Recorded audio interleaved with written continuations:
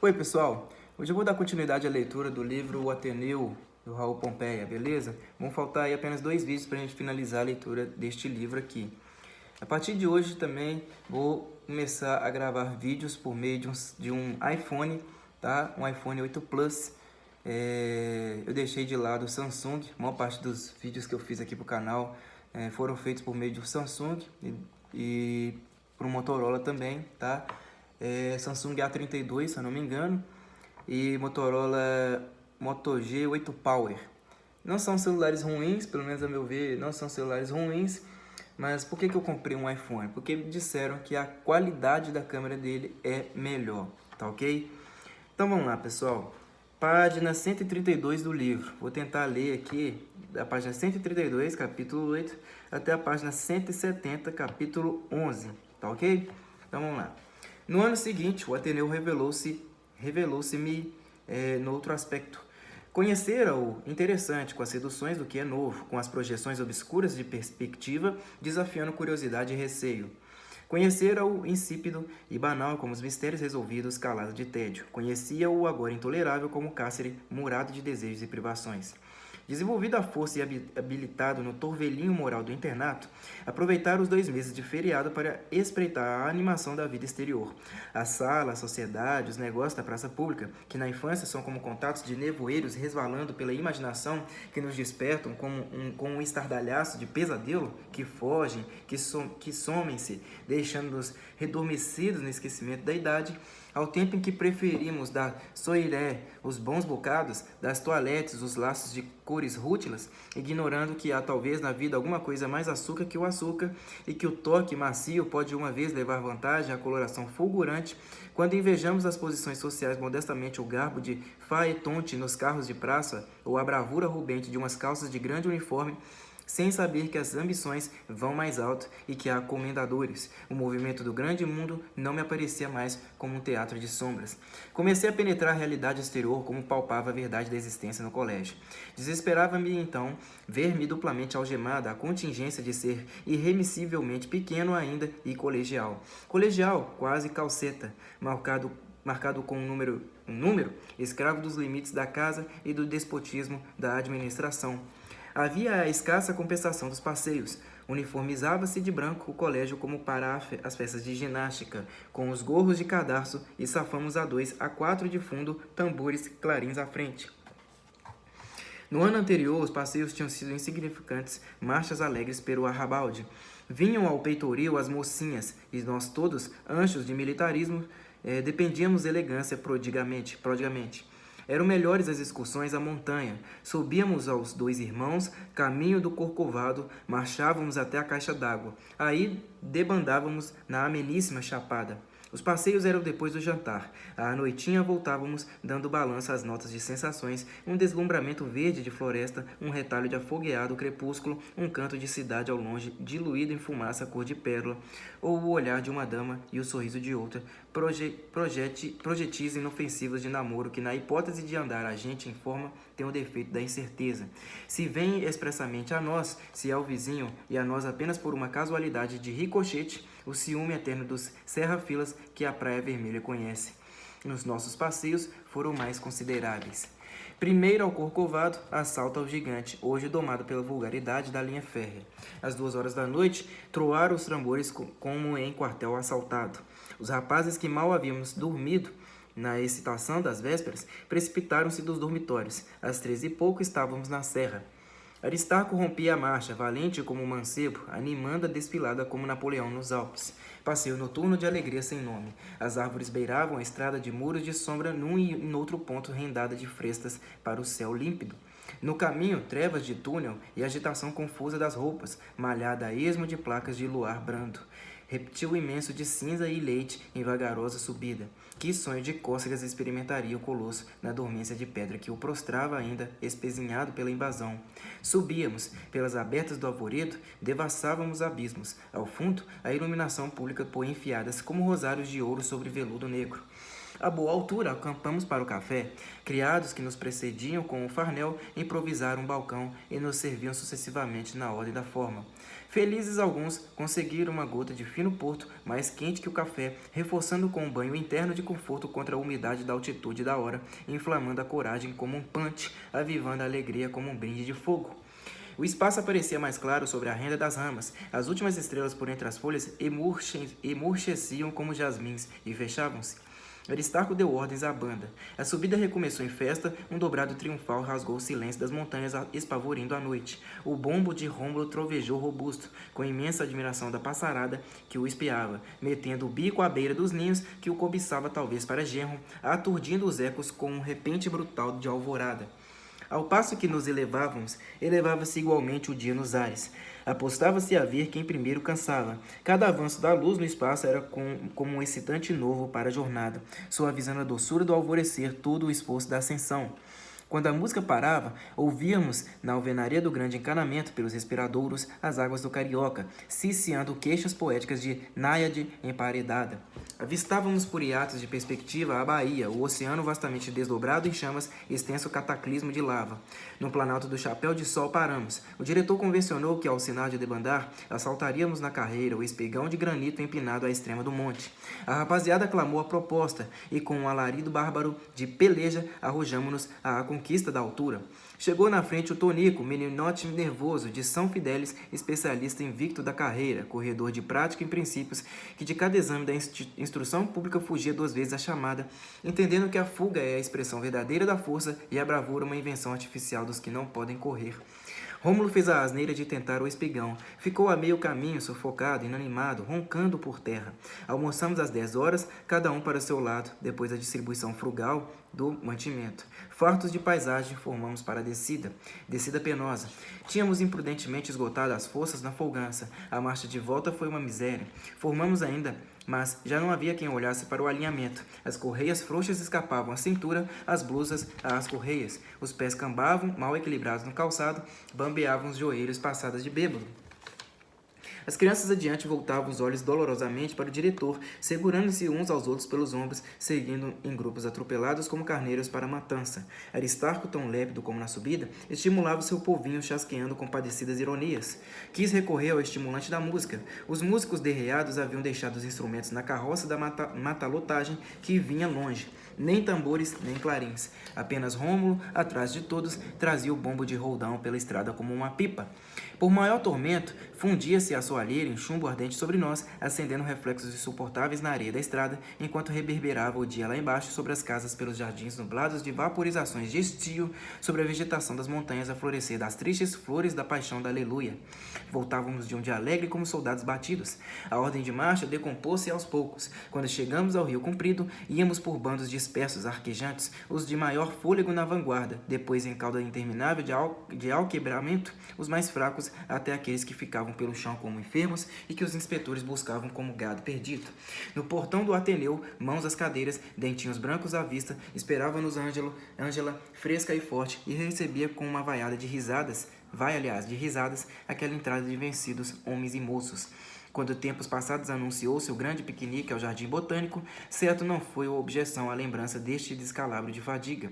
Tínhamos almoçado na montanha, tratava-se agora de ir jantar ao jardim, prontos. Ao meio-dia, apeava o Ateneu dos bondes especiais à porta do grande parque. Atravessamos cantando um dos hinos do colégio às arcarias elevadas de palmas. Junto ao lago da avenida, debandamos. No bosque dos bambus à esquerda estavam armadas as longas mesas para o banquete das 4 horas. Graças à boa vontade dos pais, prevenidos oportunamente, vergavam as tábuas sobre cavaletes ao peso de uma quantidade rabelaisiana de acepipes. À parte, em cestos, no chão, amontoavam-se frutas, caixas e frascos de confeitaria. Era por um desses dias caprichosos possíveis todo o ano, mais frequentes de verão, em que as bátegas de chuva fazem alternativa com as mais sadias expansões de sol, deliciosos e traidores em que parece a alma feminina se faz clima com as incertezas de pranto e riso. Chovera uma vez ao partirmos, outra vez em viagem. Havia no jardim muita umidade na relva e sob as folhas caídas. As alamedas de mais sombra, via-se a areia crivada recentemente dos pequeninos frutos que cava o gotejar do arvoredo.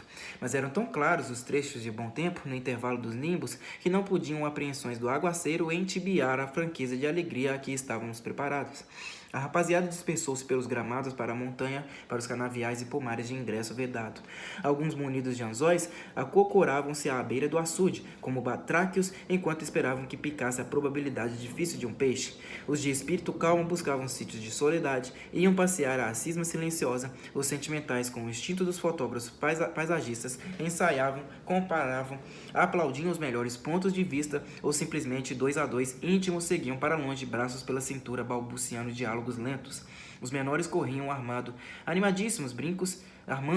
animadíssimos brincos, atiravam-se às borboletas e iam pelos cursos d'água canalizada através do parque, perseguindo a fuga de um graveto trépido e inalcançável na evasão rápida da linfa.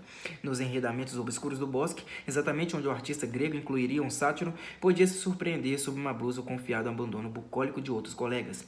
De quando em quando, um sinal de clarim. Tocava-se a reunir e fazia-se a distribuição das glodices. Muitos não compareciam. Às 4 horas, a banda de música assinalou, com o hino nacional, o grande momento da festa campestre. De todos os pontos do jardim começaram a chegar magotes pressurosos de uniformes brancos. Os vigilantes enérgicos regularizavam a ocupação dos lugares. Ao correr da mesa, fechou-se o bloqueio ameaçador de dentaduras. No centro alinhavam-se as peças sem conta, frias, sem molho, apetitosas, entretanto, da cor tostada e do aroma suculento. Os garfos agitavam-se inimigos, amolavam-se os trinchantes das mãos dos copeiros. Obrigados a uma sobranceria estoica de filósofos, depois da aprovação definitiva do forno, nem os perus, nem os leitões, nem os tímidos frangos mostravam aperceber-se da situação arriscada. Os frangos de pernas para trás, sobre o dorso, cabeça escondida na asa, pareciam dormir sonhando o calembur das penas perdidas. Os redondos bácoros, encoraçados na bela cor de torresmo, serviam-se dos olhos de azeitona para não mais ver as seduções mentidas da existência, empenhados em ensinar aos homens como se leva a cabo o suplício culinário dos palitos. Com a agravante azeda dos limões em rodela, os perus, soberbos até a última e menos filosóficos, prescindiam francamente da cabeça, orgulhosos apenas da vastidão do peito, enfunando a vaidade cheia do papo, hipertrofia de farofa. Guarnecendo os assados, perfilavam-se as garrafas pretas desarrolhadas, conglobavam-se montes de maçãs, peras, laranjas, apoiadas às nacionalíssimas bananas, como um traço de nativismo. Os pudins, as marmeladas, as compotas enchiam os vãos da toalha com um zelo apertado de mediador plástico, mesmo sem meter em conta as postas de rosbife com que contribuíra Aristarco, percebe-se que era de truz o jantar. Quando os rapazes sentaram-se em bancos vindos do Ateneu de propósito, e um gesto do diretor ordenou o assalto, as tábuas das mesas gemeram. Nada pôde a severidade dos vigilantes contra a selvageria da boa vontade. A licença da alegria exorbitou em canibalismo. Aves inteiras saltavam das travessas. Os leitões, à unha, hesitavam entre 2 reclamos igualmente enérgicos dos 2 lados da mesa. Os criados fugiram. Aristarco sorria do espetáculo como um domador poderoso que relaxa. As garrafas, de fundo para cima, entornavam rios de embriaguez para os copos, excedendo-se pela toalha em sangueira. Moderação, moderação, clamavam os inspetores, afundando a boca em aterros de farofa, dignos do senhor Revi. Alguns rapazes declamavam saúdes, erguendo, em vez de taça, uma perna de porco. À extremidade da última das mesas, um pequeno apanhara um trombone e aplicava-se muito sério a encher-lhe o tubo de carne assada. Maurílio descobriu um repolho recheado e devorava-o às gargalhadas, afirmando que era munição para os dias de gala. Cerqueira, ratazana, curvado, redobrado sobre o prato, comia como um restaurante, comia com as sarnas como um cancro. Sanches, meio embriagado, beijava os vizinhos, caindo com os beiços em tromba. Ribas, dispéptico, era o único retraído, suspirava de longe, anjo que era, diante dos reprovados excessos da bacanal. Em meio do tumulto ebrifestante, ouviram-se palmas. À cabeceira da mesa principal apresentavam-se de pé Aristarco e um empertigadinho e cúprico professor Venâncio. Era a poesia. Venâncio de Lemos costumava improvisar mais ou menos previamente estrofes análogos nas festas campestres. Outros professores que tinham concorrido ao piquenique davam-se à faina grossa de jantar. Ele não. Havia um quarto de hora que andava misteriosamente por uma aleia de bambus, esfiapando as barbicas, a garfurina, palpando a testa, arrancando inspiração ao couro cabeludo, passando nervoso, repassando espiado furtivamente pela nossa admiração. Ninguém ousava cercar-se, temendo perturbar a elaboração do gênio. Muxoxas adoráveis das brisas que andais pela mata, gemedoras fontes que desfiais à toa as lágrimas de vossos penares, amáveis sábias cantores que viveis de plantão na palmeira da literatura indígena, sem que vos galardoe uma verba da secretaria do império, vinde comigo repartir o segredo do vosso encanto, sedutoras rolinhas, um pouco da vossa ternura. Vívidos colibris, a mim, que sois como os animados tropos do poema frondoso da floresta, no poema frondoso da floresta. E as inspirações vieram, primeiro cerimoniosamente à altura, volteando espirais de urubu sobre a carniça, depois de chofre, caindo-lhe as bicadas sobre o estro. O estro entorpecido acordou, fez-se hipogrifo um asno morto. O poeta foi registrando as estrofes. Quadras de rima fácil de particípios espancados pelo camartelo contundente dos agudos. Sustou-se em toda a linha o furor gastronômico dos rapazes. Ficamos a ouvir, surpresos. Murmuraram as brisas, as fontes correram, tomaram a palavra os sabiás, surgiram palmeiras em repuxo, houve revoados de juritis, de beija-flores, todas essas coisas de que se alimentam versos comuns e de que morrem à fome os versejadores. Súbito no melhor das quadras, exatamente quando o poeta postrava o dia sereno e o sol, comparando a alegria dos discípulos com o brilho dos prados e a presença do mestre com um aço supremo, mal dos improvisos prévios. Desata-se das nuvens espessadas uma carga d'água diluvial, única sobre o banquete, sobre o poeta, sobre a miseranda apóstrofe sem culpa. Venâncio não se perturbou, abriu um guarda-chuva para não ser inteiramente desmentido pelas goteiras e continuou na guarita a falar entusiasticamente ao sol a limpidez do azul. Não querendo desprestigiar o estimável subalterno, Aristarco fingia acreditar no improviso e, indiferente, deixava cair o aguaceiro. As abas do chapéu de palha murchavam-lhe ao redor da cabeça, o rodaque branco desengomava-se em pregas verticais gotejantes. Para os rapazes, a chuva foi novo sinal de desordem. Deixou-se o poeta com a sua inspiração arrebatadora de bom tempo. Recomeçou a investida aos pratos. A abóbada da folhagem que nos cobria, em vez de atenar a violência das águas, concorria para fazer mais grossos os pingos. Pouco importava, a filosofia impermeável do diretor servia-nos também de capa. Que chovesse, era o molho dos manjares que nos faltava. As frutas lavadas luziam com um verniz de frescura que o próprio outono não possui.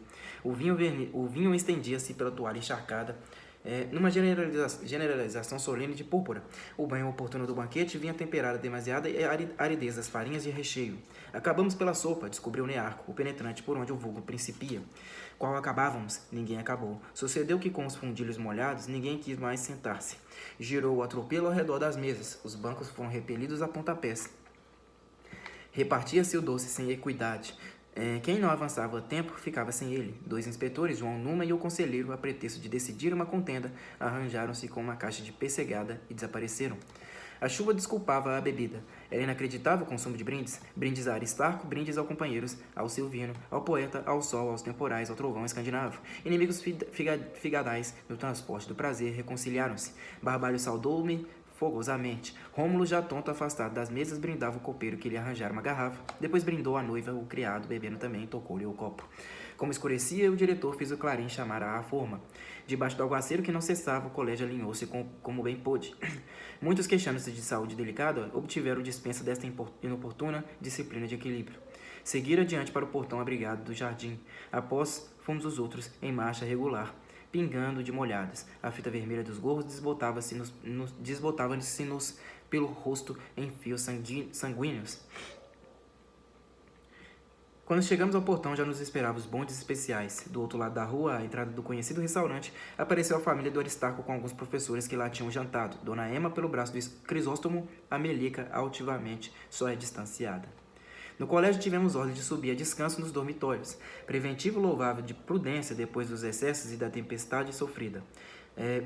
O descanso foi simplesmente um prolongamento da pândega do passeio. Para cessar a desordem, tocou-se a estudo. Baixamos ao salão geral. Aristarco, reassumindo a dureza olímpica da seriedade habitual, apresentou-se e perguntou asperamente se pretendíamos que a vida passasse a ser agora um piquenique perpétuo na desmoralização.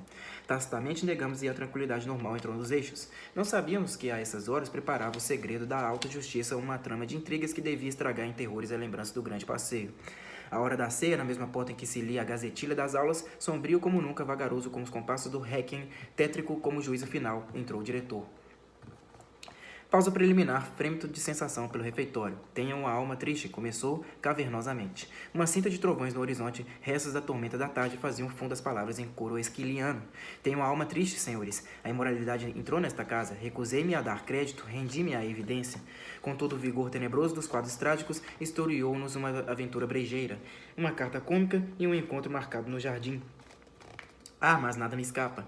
Tenho 100 olhos. Se são capazes, iludam-me. Está em meu poder um papel monstruoso, corpo de delito, assinado por um monte de mulher a mulheres no Ateneu, meus senhores.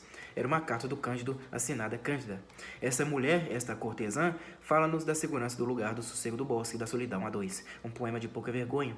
É muito grave o que tenho a fazer. Amanhã é o dia da justiça. Apresento-me agora para dizer somente, sereis inexorável, formidando. E para prevenir, todo aquele que direta ou indiretamente se acha envolvido nesta miséria, tem uma lista dos comprometidos. E que negar espontâneo auxílio ao procedimento da justiça será reputado cúmplice e, como tal, punido. Este convite era um verdadeiro arrastão. Remexendo a gaveta da consciência e da memória, ninguém havia, pode-se afirmar, que não estivesse implicado na comédia colegial dos sexos, ao menos pelo enredo remoto de ouvir dizer. Ouvir dizer e não denunciar logo era um crime, dos grandes, na jurisprudência costumeira. A devassa prometida fazia a alarma geral. Como prever as complicações do processo? Como adivinhar o segredo tremendo da lista? Aristarco afonava-se de perspicácia de inquisidor. Sob a saraivada das perguntas, ameaças, promessas, o interrogado perturbava-se, comprometia-se, entregava-se e traía aos outros. Nos processos do gabinete, os fatos floresciam e Corimbo frutificava o encaixo. A pesquisa de uma culpa descobria 3 sem contar as ramificações da cumplicidade de Outiva. Ao retirar-se, o diretor deixou na sala uma estupefação de pavor. Eu, particularmente, tinha valiosos motivos de sobressalto. A guerra latente que já me ligava ao diretor, como as conjunções disjuntivas, exacerbara-se com um episódio gravíssimo, rompimento decisivo. A caminho da biblioteca, no mesmo lugar do infeliz encontro com o enorme Rômulo, achei-me inesperadamente com o Bento Alves. As simpatias do excelente companheiro não tinham diminuído. Durante as férias, fora ver-me em casa travando relações com a família. Fui recomendado insistidamente ao amigo que me valesse nas dificuldades da vida colegial contra o constante perigo da camaradagem perniciosa. Durante o mês de janeiro não nos vimos. Por ocasião da abertura das aulas, notei-lhe um calor novo de amizade, sem efusões como dantes, mas evidentemente testemunhado por tremores da mão ao apertar a minha, embaraços na voz de amoroso errado, bisonho desviar dos olhos, denunciando a relutância de movimentos secretos e impetuosos. Às vezes mesmo, um reflexo assustador de loucura acentuava-se-lhe nos traços. Interessava-me aquela agonia comprimida. Estranha coisa, a amizade que, em vez da aproximação franca dos amigos, podia sim produzir a incerteza do mal-estar, uma situação prolongada de vexame, como se a convivência fosse um sacrifício e o sacrifício uma necessidade. Durante os primeiros dias do ano, poucos alunos chegados ficávamos horas inteiras em companhia. Trouxera-me um presente de livros com dedicatória a cores de bela caligrafia, inscrita em rosas entrelaçadas de cromo. Recordo-me também de um dulcíssimo cofre dourado de pastilhas e outras ridicularias de amabilidade que me oferecia, passado de vergonha pela insignificância do obséquio.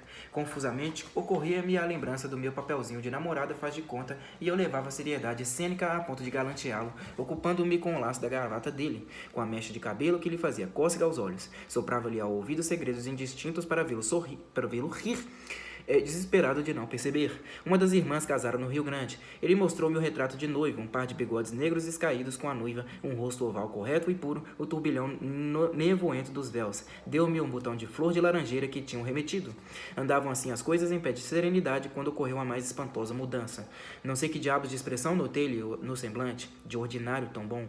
Desvairamento completo. Apenas me reconheceu, atirou-se como fizera Rômulo e igualmente brutal. Rolamos ao fundo escuro do vão da escada. Derribado, contundido, espancado, não decurei da defesa. Entrevi na meia obscuridade do recanto um grande sapato embolorado. Lutando na poeira sob o joelho esmagador do assaltante, ataquei-lhe a cabeça, a cara, a boca, a formidáveis golpes de tacão, apurando a energia de sola ferrada com a onipotência dos extremos. Bento Alves deixou-me bruscamente.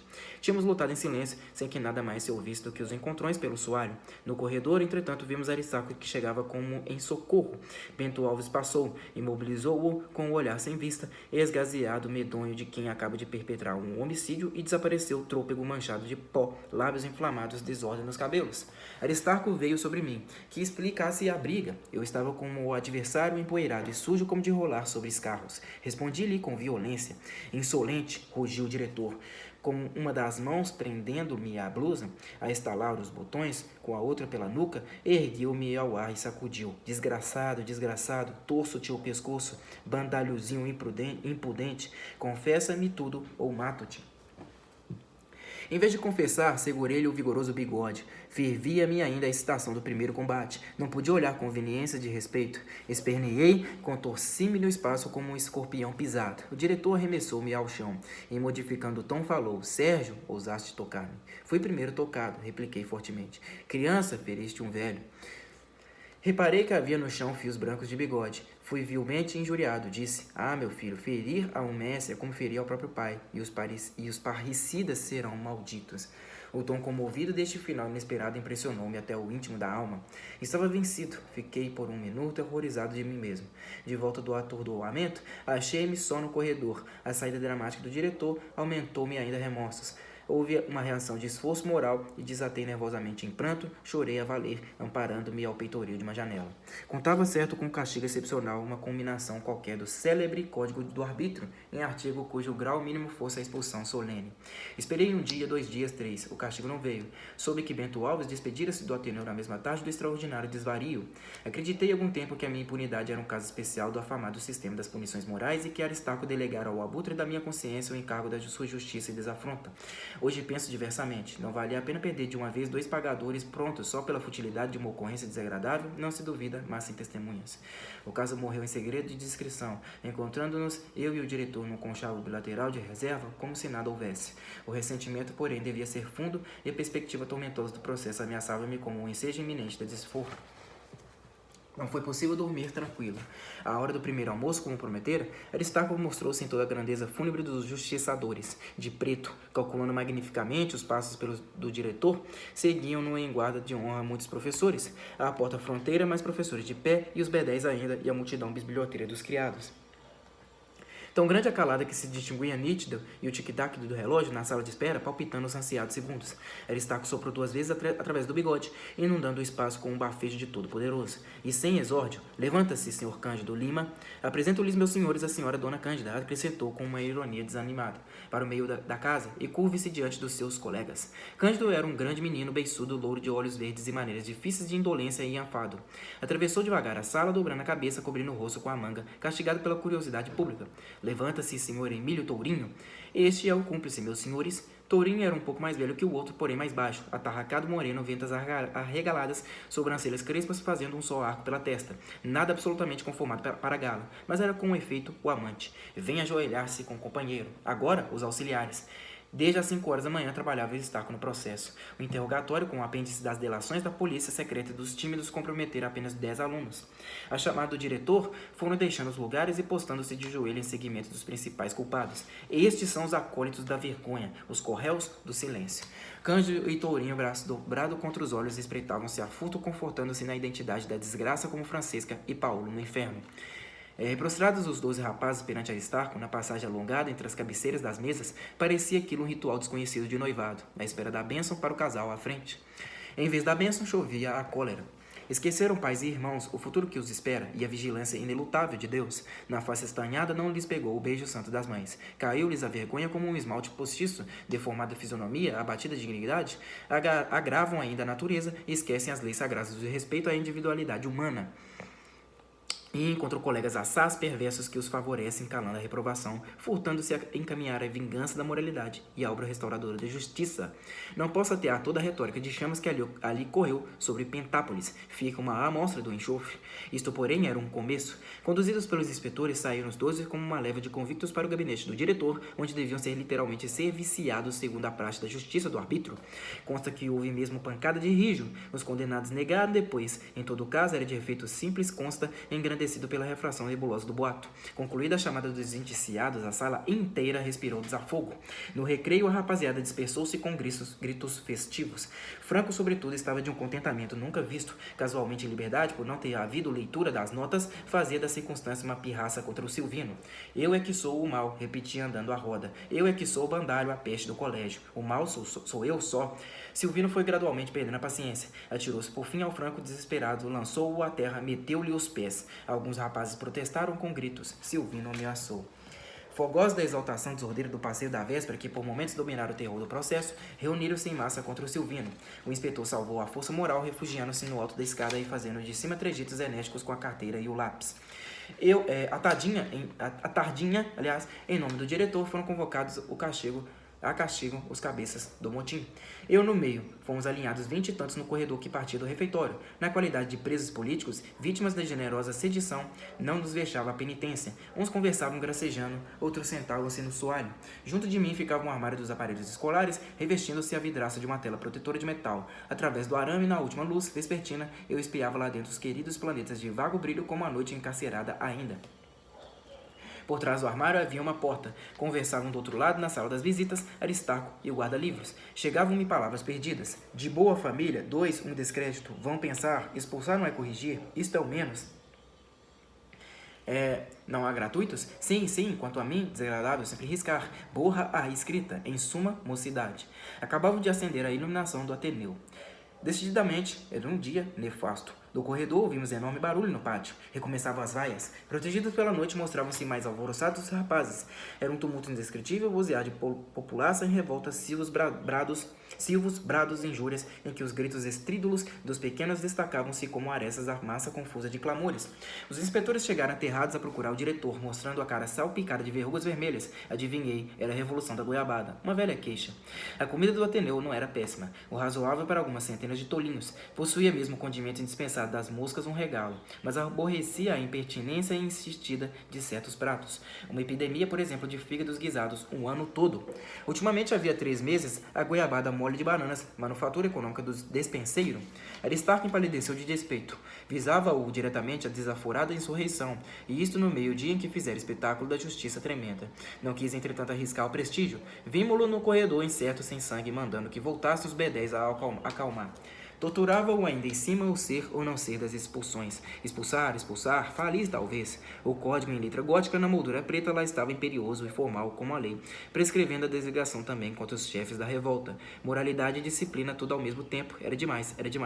Entrava-lhe a justiça pelos bolsos como desastre. O melhor a fazer era chimpar um murro no vidro amaldiçoado, rasgar ao vento a letra de patacoadas aquela porqueira gótica de justiça. Quando informaram qual o motivo das assoadas, saiu-lhe um peso do coração. Tinha um motivo, mas aquilo era a patota do dispenseiro. Pedras que lhe atirassem seria pouco, mas não tinha culpa. Era a indústria secreta goiabada de bananas. A sineta, chamando-a à ceia, pacificou os ânimos. Espalhou-se, que Aristarco rendia-se à revolta e ia falar. A mesma porta em que aparecera formidável de manhã surgiu-nos transformado, manso, liso como a própria cordura e a lealdade, altivo, contudo, quanto comportava a submissão. Mas por que, meus amigos, não formularam uma representação? A representação é o motim reduzido à expressão ordeira e papeliforme. Qual a necessidade da representação por assoadas? Tem todos razão. Perdoo a todos, mas eu sou tão enganado como os senhores. Até hoje estava convencido de que a goiabada era de goiaba. A verba consagrada é para a legítima de Campos. Nesta casa não há misérias. Quando alguma coisa faltar, reclamem que aqui estou eu para as providências, vosso mestre, vosso pai. Legítimo Cascão de Campos. Aqui tem as latas, mais latas, leiam o rótulo, como podia eu suspeitar. Enquanto o diretor falava, ia-lhe um copeiro amontoado em torno quanta lata vazia encontrou na copa. Grandes caixas redondas de folha, espelhantes como luas, com letreiro em barra. Aristarco mirava-se nos luminosos documentos da sua inteireza. Legítimo cascão, meus senhores, garantia, tamborilando com os nós dos dedos numa tampa. Escangalhavam-se as pilhas fragorosamente pelo soalho, mas o montão subia em desordem, cintilando reflexos amarrotados do gás. Aristarco voltava sobre as latas como o princípio salvo da autoridade. A justificação era completa, mas algumas palavras azeitadas de ternura e todo ressentimento cedia, e nós saudávamos o diretor grande ali, como sempre, sobre o chamejamento do Flandres. Capítulo 9. A anistia dos revolucionários aproveitou por extensão os execrandos réus da moralidade. Já frouxa a fibra dos rigores, Aristarco despediu-os do gabinete com a penitência de algumas dezenas de páginas de escrita e reclusão por 3 dias numa sala. Desprestigiava-se a lei, salvavam-se, porém, muitas coisas, entre as quais o crédito do estabelecimento, que não tinha a lucrar com o escândalo de um grande número de expulsões. Quanto ao encerramento dos culpados na trevosa cafua impossível, que lá estava o Franco, por exigência expressa do Silvino como causador primeiro das inqualificáveis perturbações da ordem do Ateneu. Essa resolução agradou-me sumamente. Pena seria, em verdade, que perdesse eu, logo depois do Bento Alves, tão desastradamente concluído na história sentimental das minhas relações, o meu amigo Egbert. Adquirira-o com a transição para as aulas secundárias, onde o encontrei com outros adiantados. Vizinhos de banco, compreendemos-nos mutuamente simpáticos, como se um propósito secreto de coisa necessária tivesse guiado a casa da colocação. Conheci pela primeira vez a amizade. A insignificância cotidiana da vida escolar em que a gente se aborrece é favorável ao desenvolvimento de inclinações mais sérias que as de simples conveniência menineira, aliás. O aborrecimento é um feitio da ociosidade e da mãe proverbial dos vícios gera-se também o vício de sentir. A convivência do Sanches fora apenas como o aperfeiçoamento aglutinante de um sinapismo intolerável e colado, espécie de escravidão preguiçosa da inexperiência e do temor. A amizade de Bento Alves fora verdadeira, mas do meu lado havia apenas gratidão, preito à força, comodidade da sujeição voluntária, vaidade feminina de dominar pela fraqueza todos os elementos de uma forma passiva de afeto, em que o dispêndio de energia é nulo e o sentimento vive de descanso e de sono. Do Egbert fui amigo, sem mais razões que a simpatia não se argumenta. Fazíamos os temas de colaboração, permutávamos significados e ninguém ficava a dever. Entretanto, eu experimentava a necessidade deleitosa da dedicação. Achava-me forte para querer bem e mostrar. Queimava-me o ardor inexplicável do desinteresse. Egbert merecia-me ternuras de irmão mais velho. Tinha o rosto irregular, parecia-me formoso.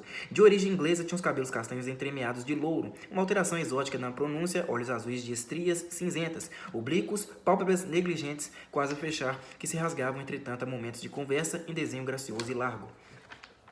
Vizinhos ao dormitório, eu, deitado, esperava que ele dormisse para vê-lo dormir e acordar mais cedo para vê-lo acordar. Tudo que nos pertencia era o comum. Eu, por mim, positivamente adorava-o e o julgava perfeito. Era elegante, destro, trabalhador, generoso.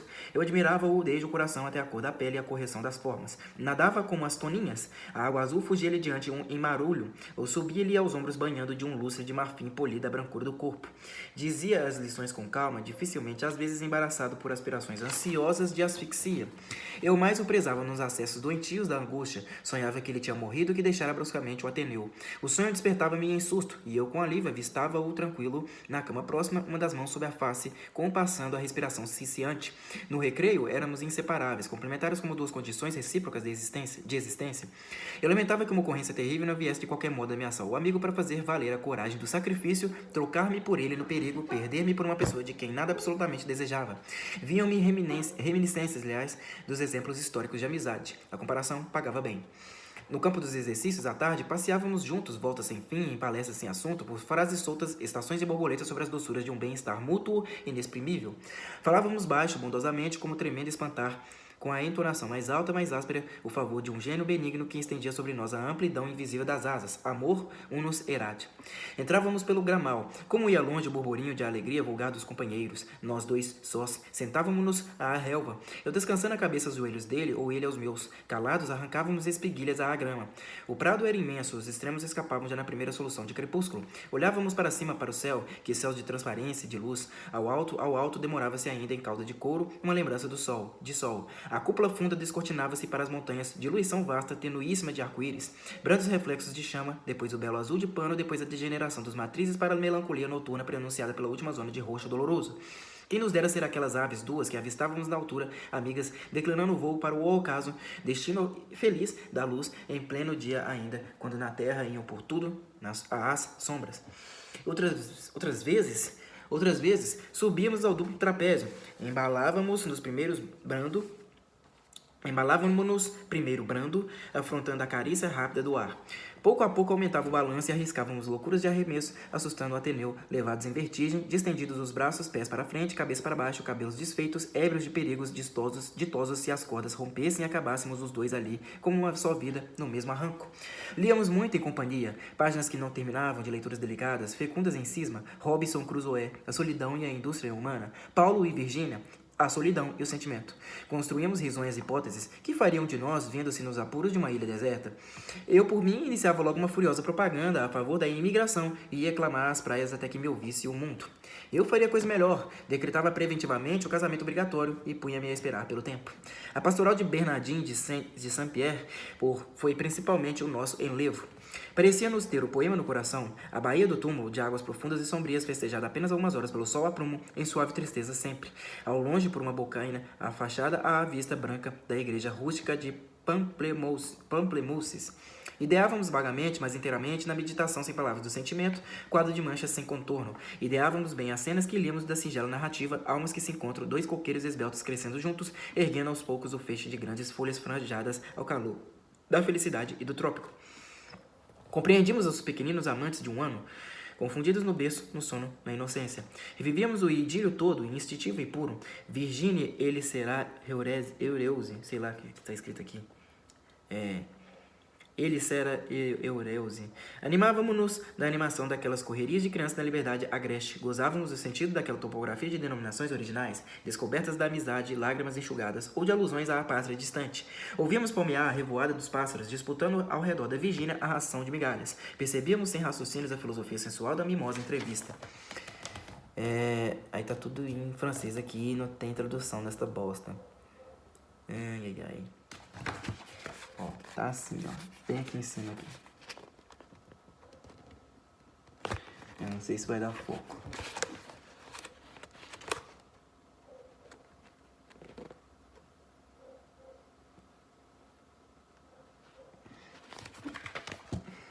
Confrangia-nos, enfim, ao voltar das páginas, a dificuldade cruel das objeções de fortuna e de classe, o divórcio das almas irmãs quando os coqueiros ficavam juntos, e a iminência constritora do austro, da catástrofe, a lua cruenta de presságio sobre um céu de ferro. E guardávamos do livro Cântico luminoso de amor sobre a surdina escura dos desesperos da escravidão colonial, uma lembrança, misto de pesar, de encanto, de admiração. Que tanto pôde o poeta, sobre o solo maldito onde o café floria e o nível algodão e o verde claro dos milhos de uma rega de sangue, alterar a imagem fantástica da bondade. Virgínia coroada, como o capricho onipotente do sol, formando em glória os filetes vaporosos que os muladares fumam, aliás, que um raio chama acima e doura. Com Egbert, experimentei-me às escondidas no verso. Esboçamos em colaboração romance, episódios medievais excessivamente trágicos, cheios de luar, cercados de ogivas, em que o mais notável era um combate devidamente organizado, com fuzilaria e canhões, antecipando-se de tal maneira a invenção de Schwartz, que ficávamos para todos o sempre em literatura a salvo da increpação de não descobrir a pólvora. Quando ouvi-lhe o nome chamado dos comprometidos no processo, sofri com uma surpresa de um golpe. Desesperou-me não achar o meio de compartilhar com ele a vergonha. Qual a espécie de cumplicidade que se atribuía? Não quis saber. Fosse o mais torpe dos réus, era o meu amigo. Tudo que sofresse muito culpado, embora era no meu conceito uma provação da fatalidade. E fazia-me estremecer a ideia de que iam maltratar criatura tão mansa, tão complacente, tão amável, feita de sensibilidade e brandura, contra quem o mal seria sempre uma injustiça, que eu prezaria com todos os defeitos, com todas as máculas, na facilidade de perdão das cegueiras sentimentais, estranhezas da preferência, que envolve tudo no ser querido, a frase límpida do olhar ou o cheiro acre mesmo impuro da carne. Quando nos tornamos a ver, nenhum teve para o outro a mínima palavra. Ficamos a um banco, lado a lado, em expansivo silêncio. E nunca depois, nem por alusão distante, nos referimos ao caso. Coincidência instintiva de um respeito recíproco, ódio talvez comum de uma recordação luminosa. Desde o mês de julho do ano anterior, cursava os estudos elementares das línguas, alegrando-me a aquisição de vocábulo estrangeiro. Começo com a linguagem dos grandes povos, como se provasse a goles a civilização, como se bebesse a realidade do movimento humano nos países remotos que os comoramas pintam, em que vagamente acreditamos como se acredita em romances. Seguiu-se a amassada dos intermináveis temas. Nas aulas superiores, a facilidade adquirida amenizava o trabalho. As páginas sorriam de literatura com o sorriso conhecido dos objetos familiares. Os professores eram bons e moderados. O de francês, M. Delille, nome de poeta aplicado a um urso, um honrado urso, inofensivo e benévolo, saudoso do Terceiro Império, cujo desastro desportara para a vida de aventuras além mar.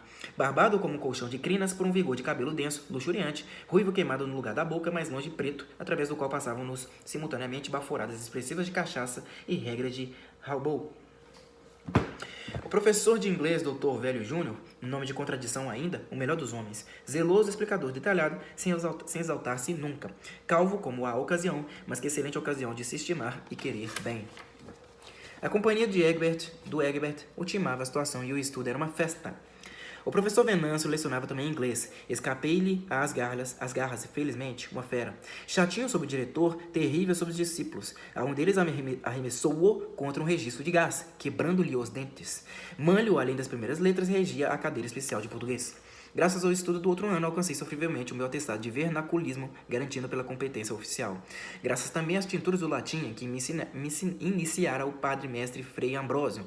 respeitável de nariz entupido, gesticulando com o alcobaça, rezando a artinha com a entonação oca e funda das missas cantadas, consumidor de rapé por um convento culpado assim de cheirar-me ainda hoje a Paulo Cordeiro, magnífico idioma do qui quod, e produzir-me espirros uma simples reminiscência de Salustio.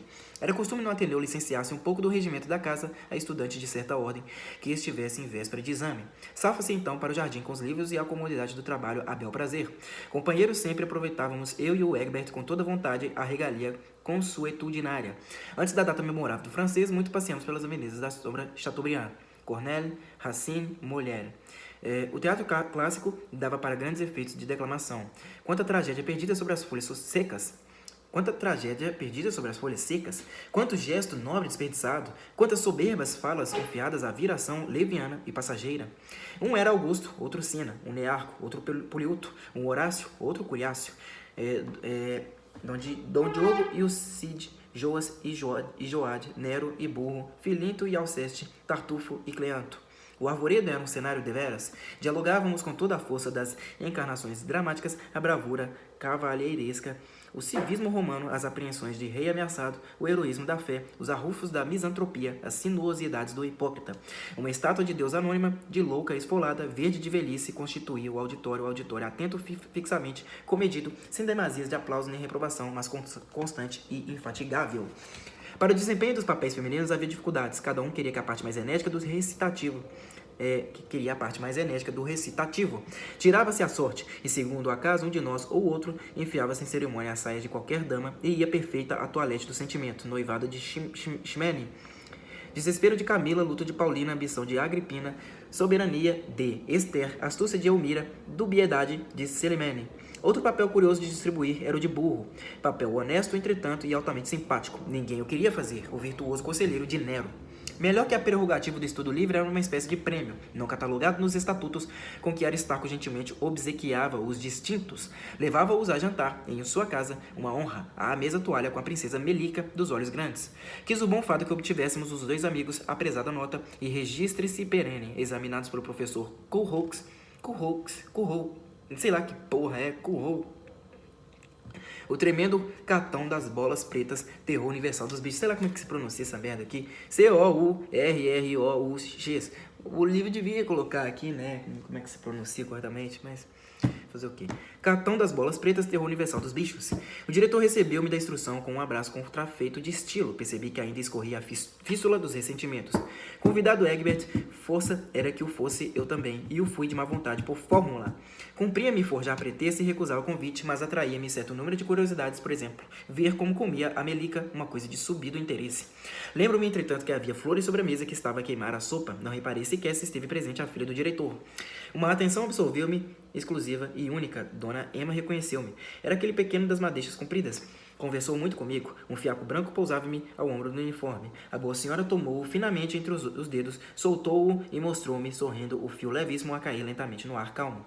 Estava desenvolvido, que diferença do que era há 2 anos. Tinha a ideia de haver estado comigo rapidamente no dia da exposição artística.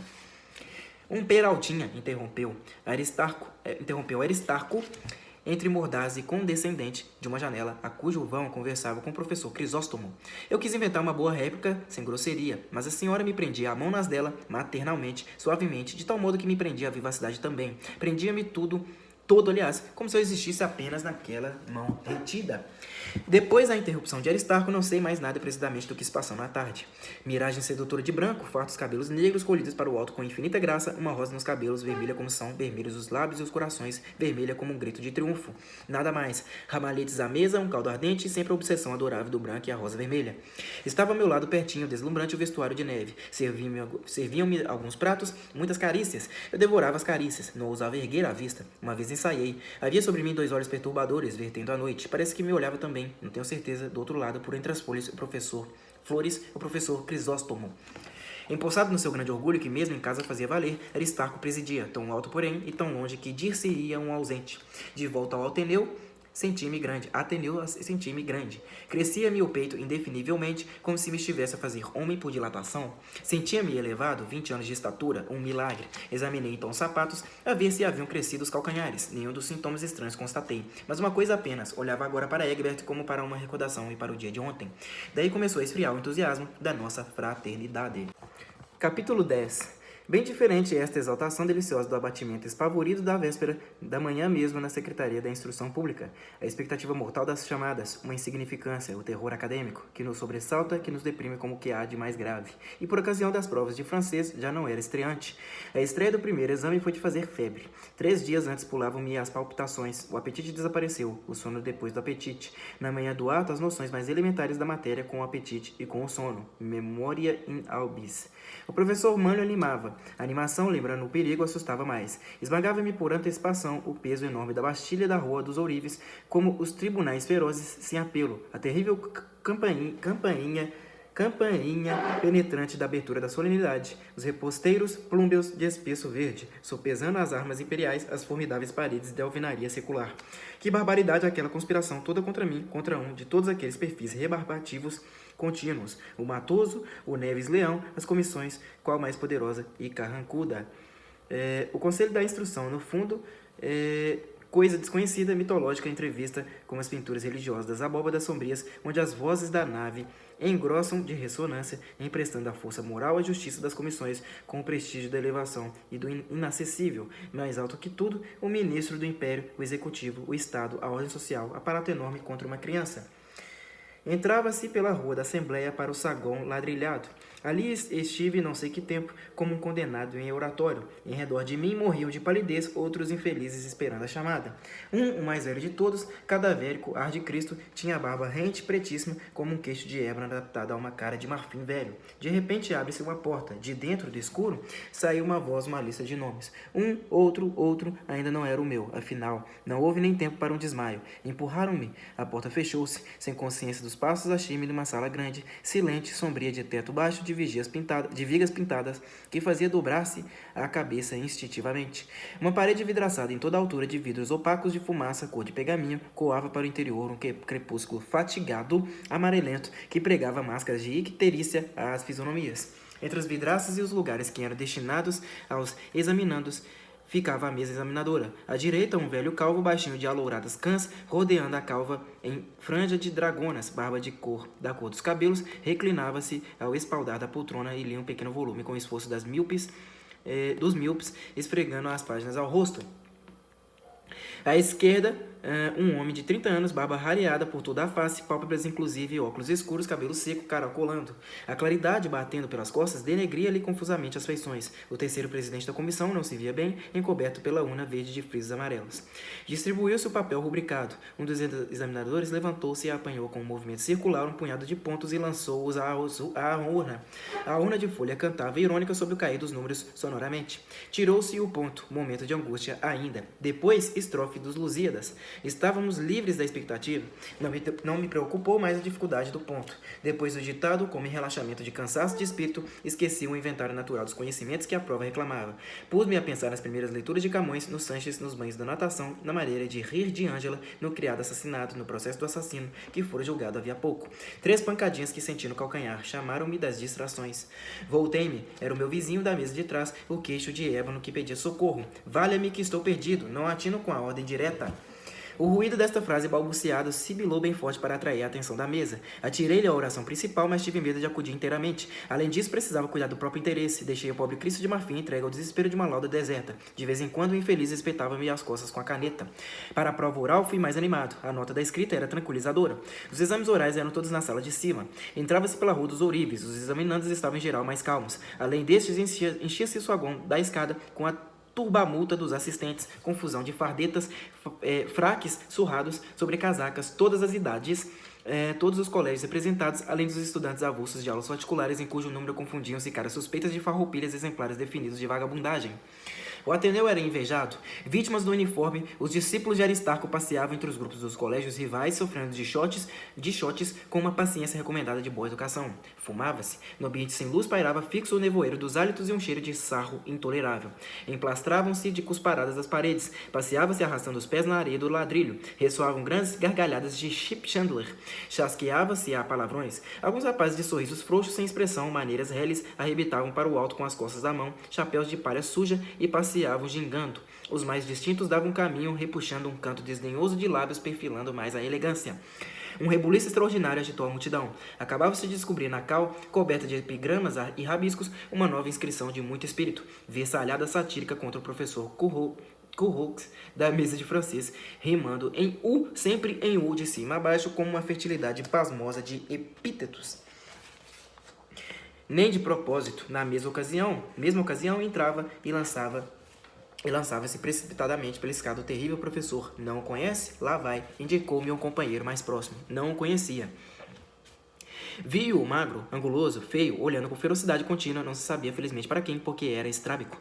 Por ele começou meu improvisado informante e, conhecendo que eu andava atrasado a respeito, não me deixou mais. Se tem empenho, fura. Se não tem, babau. Bancas de peixe. O peixe é caro às vezes, mas é sempre peixe de mercado. Olha o Meirelles da filosofia, aquele compridão da barba russa. O empenho é a Ritinha pernambucana da Rua dos Arcos. Os Simas, da mesa de geografia, um pançudo apelidado Esfera Terrestre, mimoseiem-no com um par de galos de briga. O Barros Andrade, comprem-lhe os pontos, aquele diabo da retórica que me bombeou há dias. Falem-lhe nos versos, que não há suíças mais amáveis. O seu diretor é que os compreende. Quando entra aqui é uma onça, o próprio teto branco empalidece. Levantam-se, saúdam o soberano. Agora há homens respeitáveis, o velho Moreira e o simpático Ramiro de sorriso patriarcal. Do topo da escada gritaram para o saguão que ia precipitar a chamada dos de português. Quando subia, via um movimento enorme de rapazes na rua, um rolo, silvavam os apitos, atracavam-se os estudantes com os carroceiros e assopapos de ida e volta segundo o belo costume do tempo.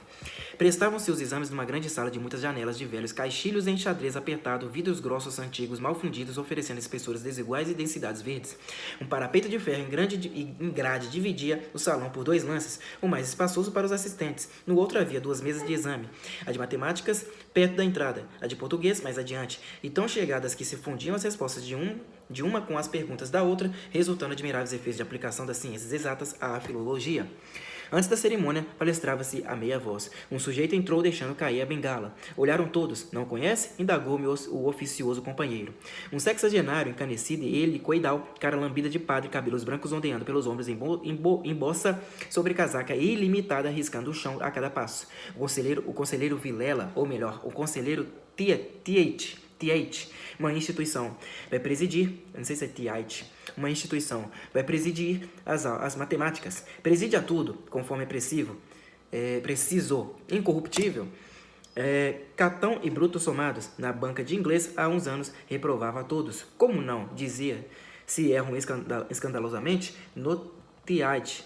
Eu não sei como é que se pronuncia isso. T-I-E-I-T-C-H. Muito depois apanharam no consultando o Tautphoeus. T-A-U-T-P-H-O-E-U-S. Que diabo, barão, é este célebre Tiete em que se tanto erra? Quando no dia do jantar subi para o dormitório com o Egbert, dançava-me do espírito, reduzida à miniatura, a imagem de Emma. Era agradável suprimir-o de, pequenina como uma abelha de ouro, vibrante e incerta. Sonhei, ela sentada na cama, eu no verniz do chão, de joelhos. Mostrava-me a mão, recortada em puro jaspe, unhas de rosa, com pétalas incrustadas.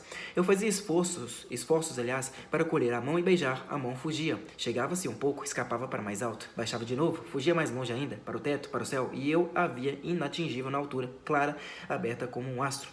Ela ria do meu desespero, mostrava-me o pé descalço que a calçasse, não permitia mais. Calçar-lhe apenas o arminho que ali estava, o pequeno sapato, branco, exânime, voltando à sola, sem o conforto cálido do pé que o pisava, que o vivificava. Eu me inclinava invejoso do arminho, sob o crivo da seda da meia, milagre de indústria para o qual concorrera cada dia do século industrial com um esforço tecido impalpável de fibras vivas, filtrando a transparência branda do sangue, invólucro sutil de um mimo de joelho, de perna, de tornozelo, irremediavelmente desfalcado do espólio glorioso da estatuária pagã.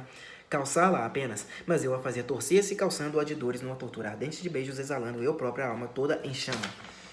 Que outra criatura eu era ao despertar? A aparição encantadora, extinta, mas eu sofria da reação de trevas que sucede aos deslumbramentos. Continuava cordialmente com Egbert.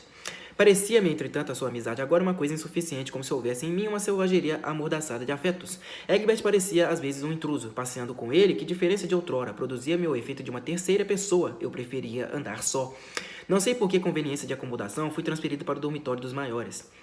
Esta mudança distanciava-me ainda mais do Egbert, passamos a nos encontrar somente à tarde no campo. Depois das aulas, subia para o dormitório, aproveitando-me do relaxamento da polícia do salão. O inspetor responsável era o Silvino, receoso de uma represália dos grandes, o prudente Bedel deixava andar.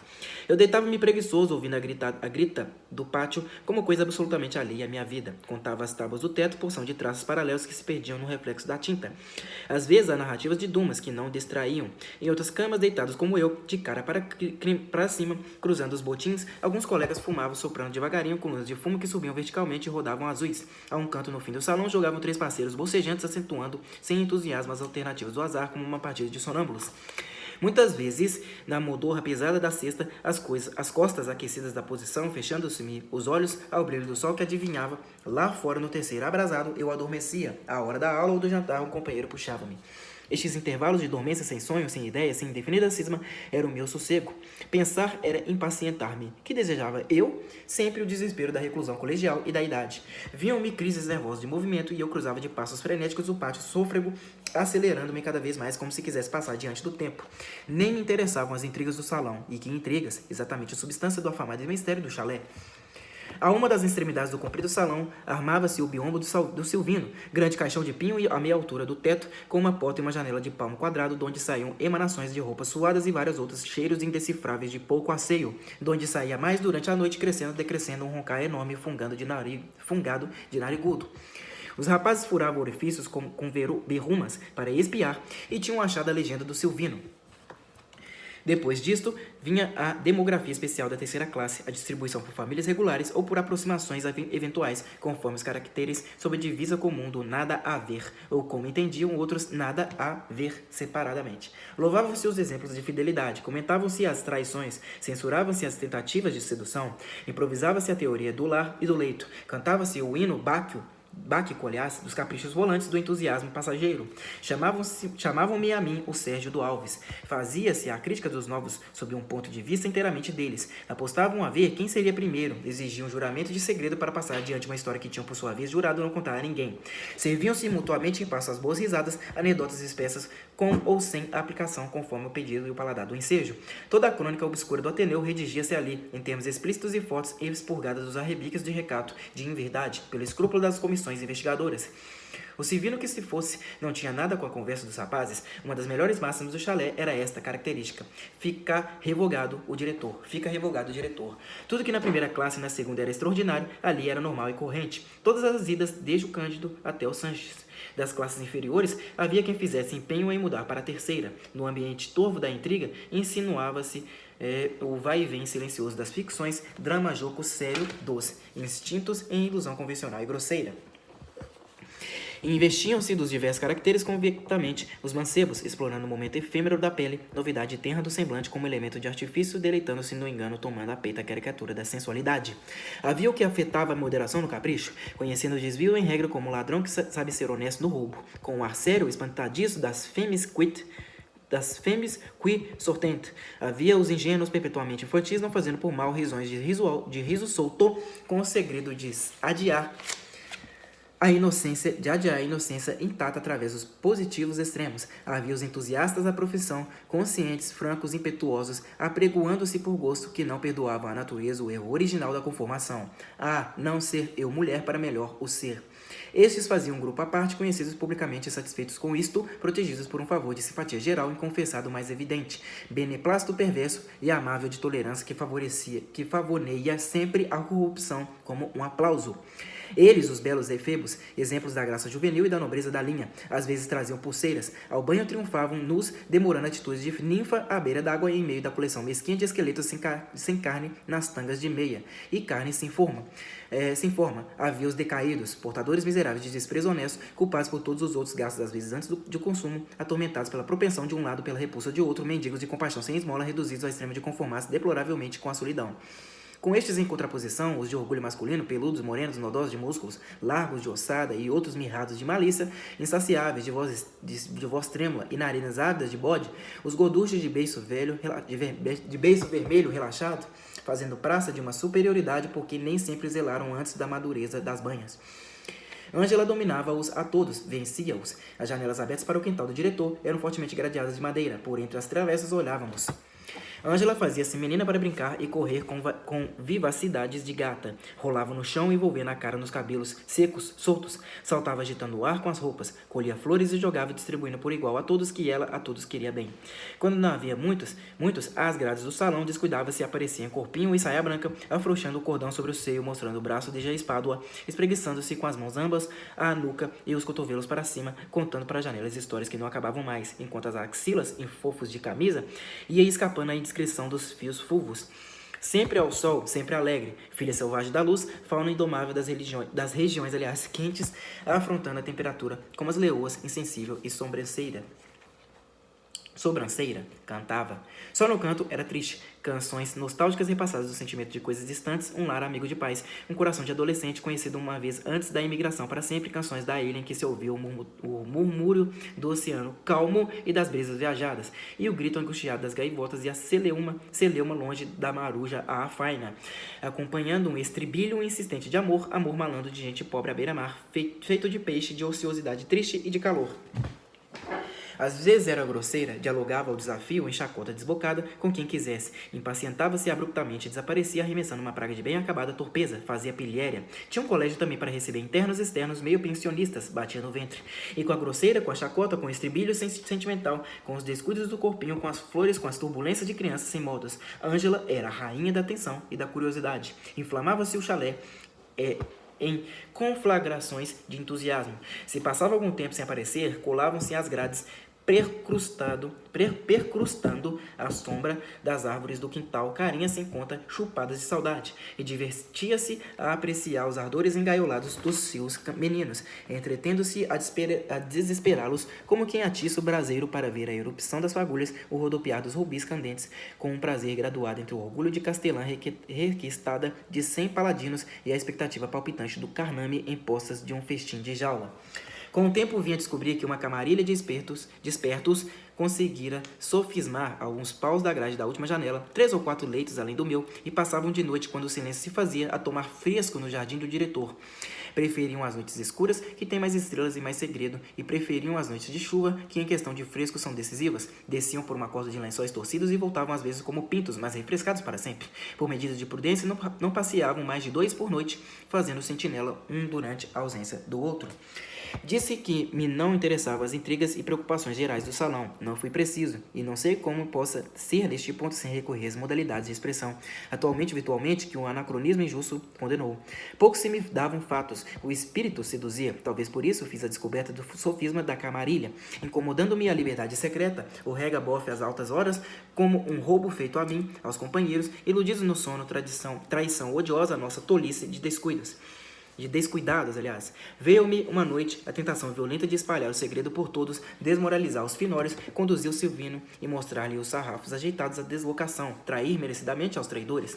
Medir as objeções, além de feia delação de voluntário de espionagem, da espionagem, podia ser asneira. Talvez soubessem todos, menos eu. Simplesmente por estar de pouco na terceira classe, experimentei. Conservei-me acordado até a hora, com uma paciência e um esforço de caçador de emboscada. No momento flagrante, ergui-me na cama, esfregando os olhos, fingindo-me admirado. Não houve remédio senão iniciar-me.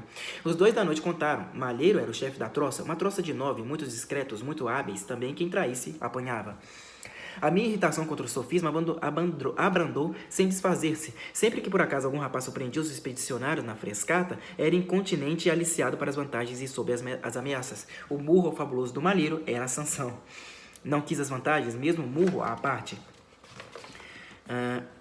Não que me não escaldasse as horas noturnas do chalé, o passeio livre no jardim, as grades abertas do cárcere forçado, mas uma hesitação prendia-me de compromissos antigos comigo mesmo, compromissos de linha reta, não sei como diga, razões velhas da vaidade vertebrada, aversão ao subterfúgio, ou talvez o medo que me ocorreu por último sem fundamento, fosse uma vez e de volta não achasse mais a corda para subir. Outro sinal de que não escapava a psicologia comum do chalé foi um acesso de furor que tinha de sufocar um dia que falaram de Dona Emma diante de mim. Que me importava Dona Emma? Uma boa senhora, nada mais, que me festejara com excesso de complacência nos limites, porém, da hospitalidade de rigor para muitas pessoas amáveis. Deixara uma simples lembrança de gratidão que começava a apagar-se. Repetiam as murmurações do professor Crisóstomo, frioleiras de maldade. Pelas janelas gradeadas indicavam junto do muro da natação as venezianas da enfermaria e faziam a apologia da enfermeirazinha cuidadosa, com um jeito incomparável para o tratamento dos casos graves do coração. E vinham com histórias de estudantes muito mal de imaginar as moléstias. Doeu-me aquilo como se me houvesse inferido o mais santo escrúpulo de sentimento. Uma infâmia, esta afirmação de coisas improvadas. No meio dessa temporada de descontentamento, tive um dia de prazer malvado, mas completo. Dormia no chalé, o famoso Rômulo. Ocupava a cama inteira de ferro com a fartura de Ádipo e ressonava no extremo oposto do salão, com a mesma intensidade que o Silvino. Falava fino o diabo e roncava grosso. Era um dos tais da troça do malheiro. Quando tocava-lhe a vez, reforçavam seus lençóis e saíam mais 2 paus. Uma noite que o vi descer, tive ideia de pregar-lhe uma peça. Arriscadíssima, como vão ver, mas eu contava com um concurso depois do interesse de todos em abafar o negócio. Lembram-se do receio infundado de que falei. Estava de sentinela o companheiro que recolocava a grade até que um aviso do quintal pedisse a corda. Ofereci-me para substituí-lo. O colega foi dormir. Com o sangue frio das boas vinganças, sem a menor pressa, evoquei a memória da afronta que me devia Rômulo. Era justo. Recolhi pouco a pouco a corda dos lençóis, firmei forte as barras da grade e fui dormir. Chovia a potes, tanto melhor. A injúria que o sangue não lava, bem pode lavar uma ducha de enxurro. Estava vingado. No outro dia apareceu o gorducho entanguido, encartarado, furibundo, em chinelas, sem meias, calças, camisas de náufrago, miserando, cercado pelo espanto de todos e pela galhofa. Passara a noite sob a janela pedindo misericórdia ao sarrafo impassível, toda a noite, inundado pelo aguaceiro, até que ao romper do dia, Aristarco foi achar no lastimoso estado. A noiva não viu que acordava tarde. O sogro atinou espertamente com a aventura. Fez-se de esquerdo. Ora, o rapaz exclamou com uma satisfação muito íntima e estranhou apenas que o bom do genro se deixasse pegar como um lorpa. Bom, pessoal, então eu vou parar por aqui, tá? Na próxima leitura eu vou finalizar o livro, tá? Parei na página 170, o livro tem 202 páginas, 32 páginas, então falta para eu ler. É isso aí, espero que vocês tenham gostado da minha leitura até aqui. Quem não é inscrito, se inscreva no canal. Comenta o que vocês acharam, tá? Deem sugestões, são sempre bem-vindas. Eu sempre repito isso aqui no canal, tá bom? É isso aí, muito obrigado a todos vocês. Até a próxima e falou!